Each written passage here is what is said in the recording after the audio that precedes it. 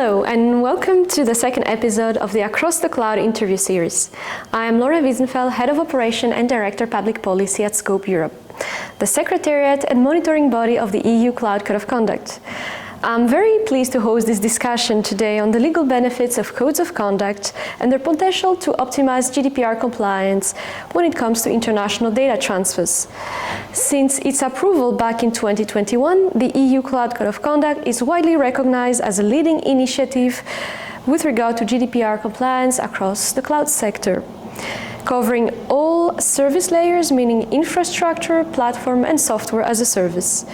In this regard, more than 1,250 cloud services from all layers have become adherent, thus earning the EU Cloud CoC compliance mark.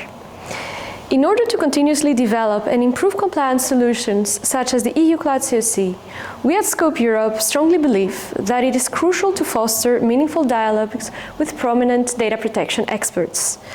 In this spirit, Dr. Thomas Nietsch, lawyer and K&L Gates, joins our discussion today. Thomas focuses on IT, data protection, e-commerce, and software law. He constantly advises clients on GDPR compliance issues, including the cloud computing sector. Together with K&L Gates, Thomas is an active supporting member of the EU Cloud CoC. He's the chair of the Third Country Transfers Initiative, and he's also a member of the Complaints Committee. Welcome, Thomas. So GDPR has entered into force for nearly 5 years already, and I think it's fair to say that it was drafted to be a quite future-proof regulation in the sense that it has inspired the privacy regulatory environment worldwide. This was reflected when the regulator actually took the choice to put forward a toolbox that really supports the implementation of GDPR for a certain sector. And such toolbooks include actually not only codes of conduct, but also certifications. In your experience as a lawyer, what do you think are the legal benefits that codes of conduct such as the EU Cloud CoC have and can provide, and how can they support the compliance exercises of organizations?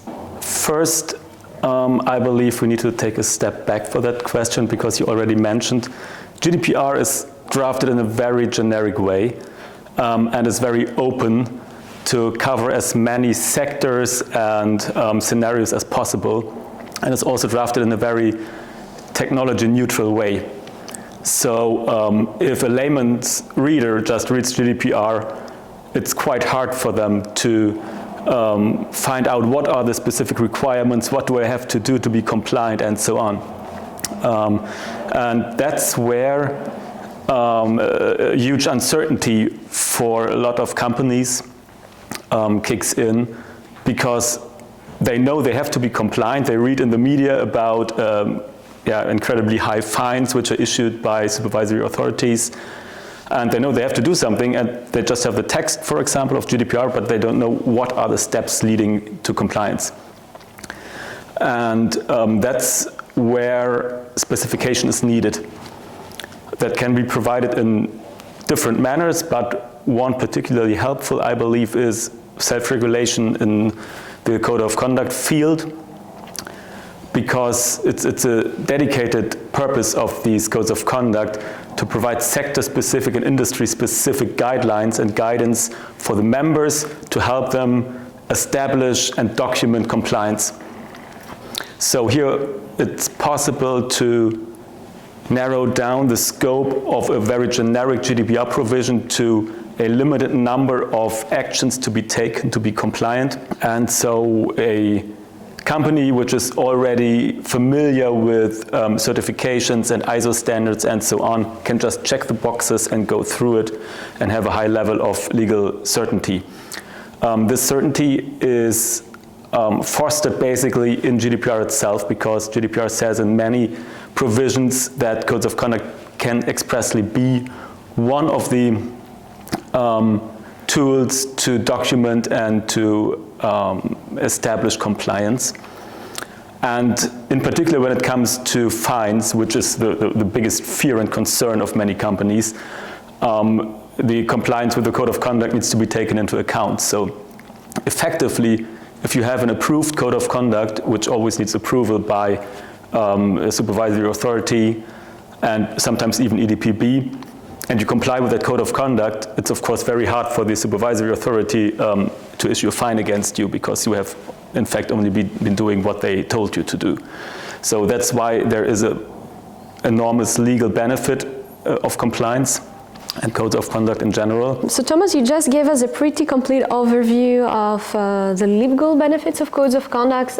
We talked that, in a way, they set all these technical and organizational measures that a certain sector needs to have in place. We talked also about the fact that all these requirements go through a quite strict process of scrutiny as it goes in front of the data protection authorities in some cases, for example, for transnational codes of conduct in front of the DPB. We also talked about the mitigation aspect when it comes to fines, which is also a main element of why a code of conduct needs to be implemented. But what I would like to do now is perhaps frame this discussion on the legal benefits to international data flows. So following Schrems 2, we all know that the European data protection community and ultimately European businesses and the industry is confronted with a lot of uncertainty when it comes to international data transfers. So currently the EU Cloud CoC, so the main body, covers compliance of processing activities under Article 28. But the EU Cloud CoC General Assembly has also decided to work on an on-top module to also address legal concerns regarding international data transfers. So do you believe that codes of conduct, which is also a Chapter 5 safeguard actually under GDPR, can provide all the discussed legal benefits and be also an efficient solution in the context of third country data transfers? Yes, definitely. Because coming back to my first response, what we see in GDPR world in general, but in third country transfers in particular, is a huge uncertainty among the stakeholders. And that has even been increased in the Schrems 2 decision by the European Court of Justice and the following discussions that led to the situation where we find us now. And many companies struggle with these requirements in particular because they do not really know what to do.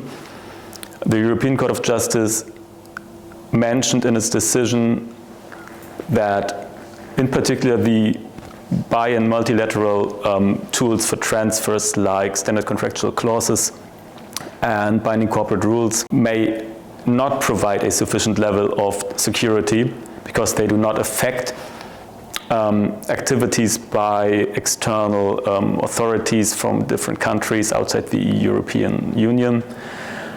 And that's why data exporters will have to ensure, in addition to these tools, that there is still no decrease of security compared to the one provided in the European Union. And that's quite challenging, to be honest, not only for companies, also for lawyers sometimes. And that's why the companies, the exporters, they will have to do an assessment and really identify certain risks when transferring data in a certain situation and so on, and all that is not covered by GDPR. There's no guidance at all. The European Court of Justice was very brief in its explanation in this specific question. The European Data Protection Board has weighed in on that and provided further guidance, which, to be honest, was also quite challenging and requires a lot of efforts on side of data exporters,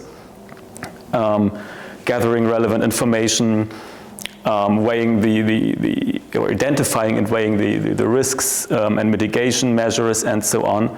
So there is still a lot of work to do, which is not always in balance with the relevance of a particular transfer.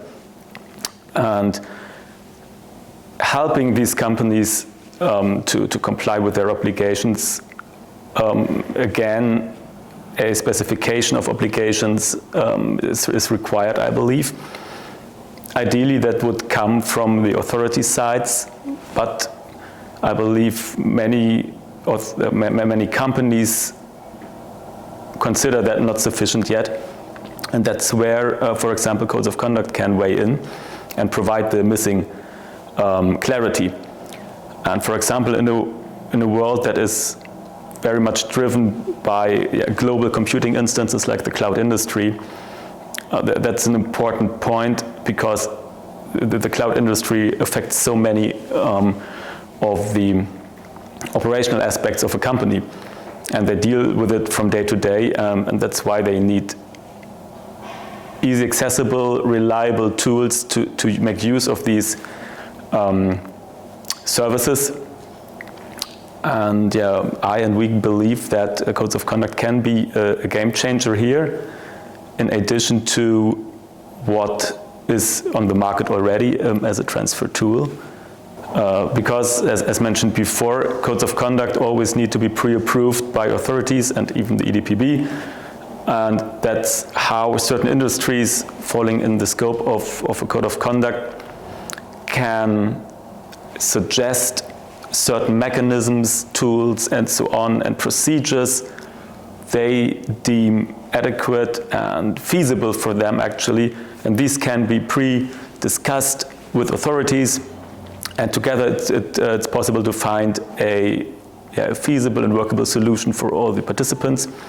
And ultimately, if this has been achieved, the benefit is for the customers of the service providers, because these are those who are under the strict obligations under GDPR. The cloud service provider mostly reside outside the EU, while the customers are within the EU and are the data exporters who have to meet the quite high requirements. And if a code of conduct covers certain elements of a cloud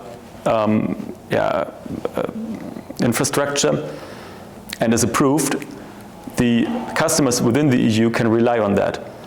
And they know, okay, for me it's safe because it's approved by an authority or the EDPB to make use of this service for that purpose, and will not have to live with the insecurity they would have under the SECs, for example, because the SECs just tell you, well, check for yourself. If you need anything else, if you come to that conclusion, please do. But you never know whether your assessment is correct or not. And that's why there is still that uncertainty with the SECs, for example, and also BCRs, because they need to be pre-approved as well. But that's where the ultimate benefit of a code of conduct in the third country transfer ecosystem would kick in, yes. So, Thomas, you explained a lot what is, if I might say, the limitation of SECs and BCRs, in the sense, if we could say limitation, in the sense that it doesn't really guide you in how you have to think about your transfer and how to assess, if your transfer is appropriate, whether you need to take some additional supplementary measures, and also what is the methodology as a cloud service provider to choose the appropriate also measure to be able to proceed to the transfer. In this way, the third country transfer initiative also aims at finding a suitable methodology for determining these issues and providing a bit more, let's say, consistency for the cloud sector about how they shall think when they're doing their transfer impact assessment in this way. In this way, how do you still think that, taking here the more general toolbox provided by GDPR, in general BCR, SECs, what is exactly the role of codes of conduct? Do they complement these tools? And also, if we think of the recent development regarding EU-US agreement for next privacy shields, is it still necessary, relevant to seek for alternative solutions such as codes of conduct?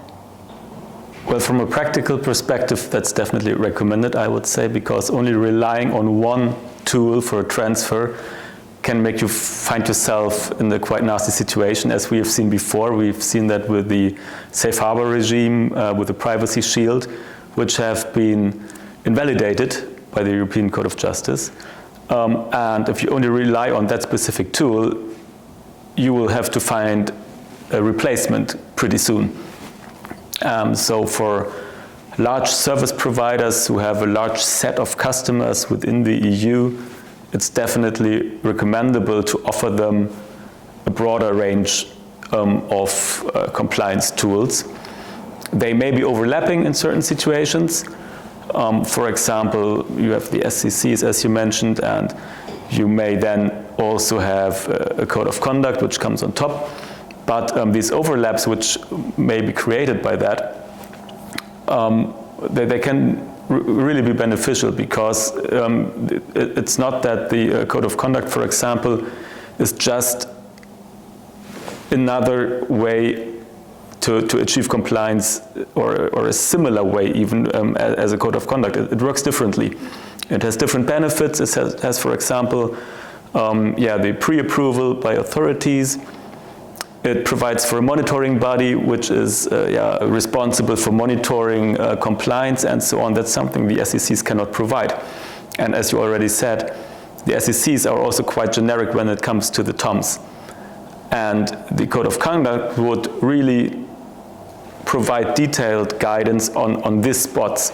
So ultimately, it's usually possible to have both in place and provide overlaps between them, so there can really be a close-knitted framework of compliance tools which ultimately lead to a broad, reliable and transparent compliance mechanism. And coming specifically to new developments in the EU-US framework, we do not know how it will look like in the end, to be honest. We do not know what's going to happen with that, because there is, of course, a Schrems 3 or whatever decision possible that it would be invalidated as well. And that's why just hoping for this as the one solution for third country transfers is probably a little too easy, I believe. And that's why the other tools should definitely still be taken into account. And another point which is very important, I believe, is that codes of conduct do not only work in the EU-US area. Of course, that's quite relevant because many cloud service providers are located in the US, but we also see players from emerging markets, to be honest. We see India, for example, and similar countries and regions, and codes of conduct can also provide security here. It's of course not a one-size-fits-all approach, so the same safeguards which apply to the US may not necessarily apply vice versa to another country, but the whole framework would work like that and would provide for a more distinguished approach to cover more countries and ensure compliance with their laws and our laws and so on.